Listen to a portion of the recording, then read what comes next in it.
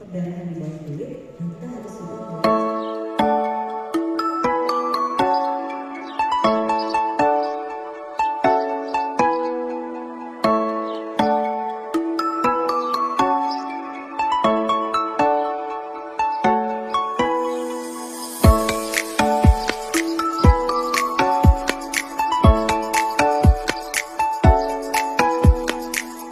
Terima kasih atas kesempatannya. Nama saya Dr. Rista Lestari, spesialis anak.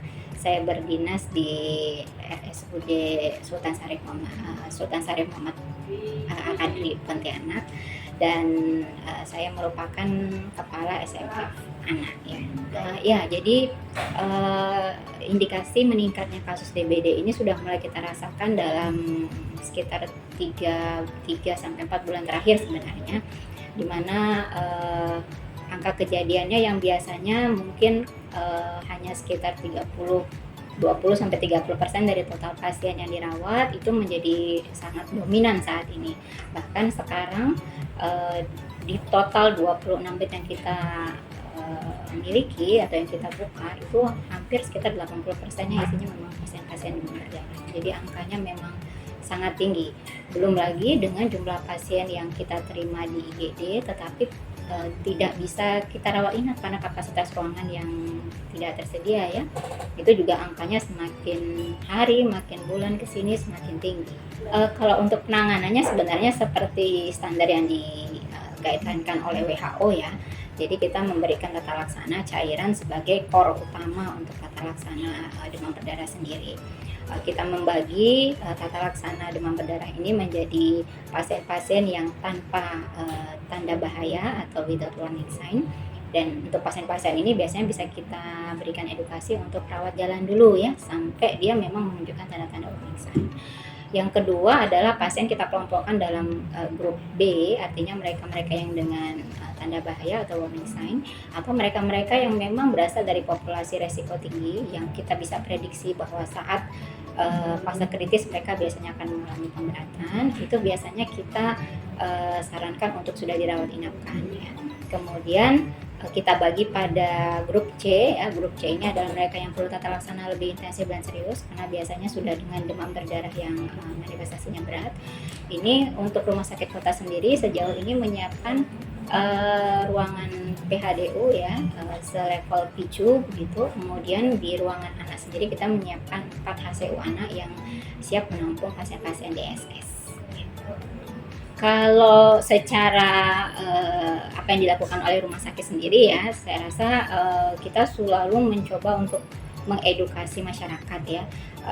Kita bekerja sama dengan tim PKRS-nya rumah sakit ya, kita selalu memberikan edukasi bagaimana menangani mengenali tanda-tanda bahaya dari awal ya, bagaimana kita menghindari gigitan nyamuk pada anak-anak menggunakan travelan ya, lalu memperhatikan kebersihan lingkungan sekitar, tidak membiarkan air tergenang dengan mudah ya, terutama pada saat seperti sekarang di mana musim hujan 1-2 hari kemudian diikuti dengan panas selama semingguan gitu ya, sangat-sangat kondusif untuk tempat penampungan nyamuk dan berkembang biaknya nyamuk.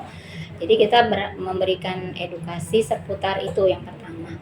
Yang kedua, sekarang ini kan memang kita sudah tahu bahwa ada vaksin demam berdarah ya yang sudah mulai di-launching oleh Ikatan Dokter Anak Indonesia juga. Jadi untuk anak-anak yang sudah berusia 6 tahun ke atas itu kita sarankan ya kalau memang memungkinkan untuk mendapatkan 2 kali suntikan vaksinasi demam berdarah. Itu bisa di satu sisi meminimalkan angka kejadian demam berdarahnya, dan yang kedua angka kejadian DSS atau demam berdarah beratnya menjadi lebih minim. Itu yang kita coba untuk terus sampaikan ke masyarakat kita ya, baik di kegiatan pelayanan sehari-hari di Poli maupun lewat penyuluhan-penyuluhan. Untuk himbauan seperti yang tadi sudah kita sampaikan ya, artinya kita sendiri sebagai pihak rumah sakit atau tenaga kesehatan itu tidak mungkin bisa menghadapi wabah ini sendirian ya. Kita petugas kesehatan pasti akan sangat kehabisan tenaga kalau kita terus-menerus mendapatkan tambahan pasien-pasien dari ringan, sedang, berat dan seterusnya. Jadi memang nomor satu adalah memberikan pemahaman yang benar tentang demam berdarah ini kepada masyarakat kita, supaya satu tidak terjadi kepanikan yang luar biasa di masyarakat. Memahami demam berdarah dalam konteksnya yang benar, bahwa demam berdarah itu tidak semuanya menjadi berat. Ada juga yang berjalan seperti demam dengue yang tanpa pemberatan. Masyarakat diajari bagaimana caranya memahami mana yang masuk tanda bahaya dan tidak, dan kapan mereka harus memeriksakan laboratorium dan seterusnya. Tidak panik ketika diperiksa laboratorium dan ketemu hasil NS1-nya positif, ya kan biasanya seperti itu ya, langsung meminta untuk segera dirawat inapkan gitu ya.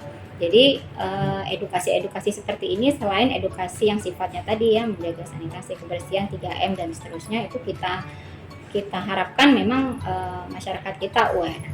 Dan yang cukup sangat membantu sebenarnya itu tadi, ketika masyarakat itu bisa menerima edukasi yang baik dari teman-teman kita di level IGD ketika mereka datang membawa anaknya dengan kondisi demam, kemudian laboratoriumnya menunjukkan hasil pemeriksaan laboratorium yang mengarah ke demam berdarah ya, tetapi masih belum kita kategorikan sebagai yang terindikasi untuk rawat inap.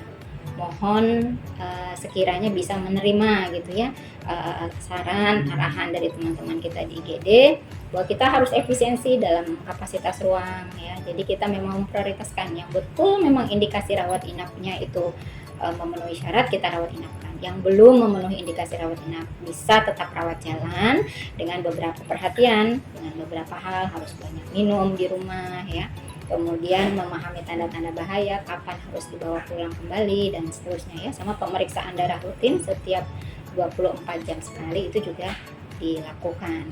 Andai kata ini bisa dilakukan dengan baik, pemahaman masyarakat juga baik, teman-teman kita di lapangan, terutama yang di IGD ya, pasti akan lebih ringan ya tugasnya, karena saat ini kepanikan tuh cukup tinggi, di mana setiap masyarakat membawa anaknya ke rumah sakit, begitu tahu NSO-nya positif pasti langsung minta dirawat ya.